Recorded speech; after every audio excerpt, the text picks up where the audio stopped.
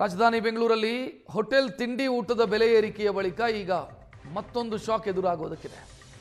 ಜನರಿಗೆ ಮತ್ತೊಂದು ಬೆಲೆ ಏರಿಕೆಯ ಹೊರೆ ಬೀಳ್ತಾ ಇದೆ. ಅದು ಯಾವುದು ಅಂತಂದ್ರೆ ಆಟೋ ಪ್ರಯಾಣದ ದರ. ಆಟೋ ಪ್ರಯಾಣದ ದರ ಹೆಚ್ಚಿಸಿ ಅಂತ ಚಾಲಕರು ಕೇಳ್ತಾ ಇದ್ದಾರೆ. LPG ರೇಟ್ ಜಾಸ್ತಿ ಆಗ್ತಿದೆ, ದಿನದಿಂದ ದಿನಕ್ಕೆ ಜಾಸ್ತಿ ಆಗ್ತಾ ಇದೆ. ಈ ರೇಟಲ್ಲಿ ನಾವು ಆಟೋ ಓಡಿಸೋದಕ್ಕೆ ಸಾಧ್ಯ ಇಲ್ಲ. ಈ ರೇಟು LPG ರೇಟು ಜೊತೆಗೆ ಸರ್ಕಾರ ನಿಗದಿ ಮಾಡಿರುವಂಥ ಆಟೋ ದರ, ಇದರಲ್ಲಿ ದೊಡ್ಡ ವ್ಯತ್ಯಾಸಗಳಿದ್ದಾವೆ. ನಾವು ಬದುಕೋದಕ್ಕೆ ಕಷ್ಟ ಆಗುತ್ತೆ ಅಂತ.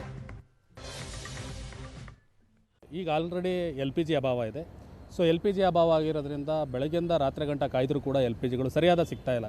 ಸೊ ಇದನ್ನು ಒಂದು ಕಡೆ ಆದರೆ ಈಗ ಏಕಾಏಕಿ ಏನು ಕೇಂದ್ರ ಸರ್ಕಾರ LPG ದರವನ್ನು ₹5.73 ಮಾಡಿಸಿರುವಂಥದ್ದು ನಿಜವಾಗ್ಲೂ ಎಲ್ಲೋ ಒಂದು ಕಡೆ ಚಾಲಕರ ವರ್ಗವನ್ನು ಸಂಪೂರ್ಣವಾಗಿ ನಾಶ ಮಾಡಲಿಕ್ಕೆ ಈ ರಾಜ್ಯ ಸರ್ಕಾರ ಮತ್ತು ಕೇಂದ್ರ ಸರ್ಕಾರ ಎರಡು ಪಣ ತೊಟ್ಟಿ ನಿಂತಿರೋ ಥರ ಕಾಣಿಸ್ತಾ ಇದೆ ಸರ್. ಇವಾಗ ನೋಡಿ LPG ದರ ಏನು ₹5.73 ಮಾಡಿದ್ದಾರೆ. ಈಗ ಆಲ್ರೆಡಿ ನಮ್ಮ ಒಂದು ಚಾಲಕರು ಮೀಟ್ರ್ ಫೇರ್ ಏನಿದೆ ₹36 ಇದೆ, ಮಿನಿಮಮ್ 2 ಕಿಲೋಮೀಟ್ರಿಗೆ ₹36 ಇದೆ, ಮತ್ತು ಪ್ರತಿ ಕಿಲೋಮೀಟ್ರಿಗೆ ₹18 ಇದೆ.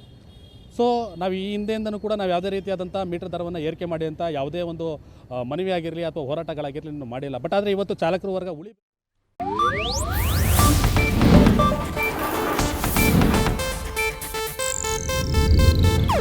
ಇದು ಏಷ್ಯಾನೆಟ್ ನ್ಯೂಸ್ ನೆಟ್ವರ್ಕ್ ಪ್ರಸ್ತುತಿ.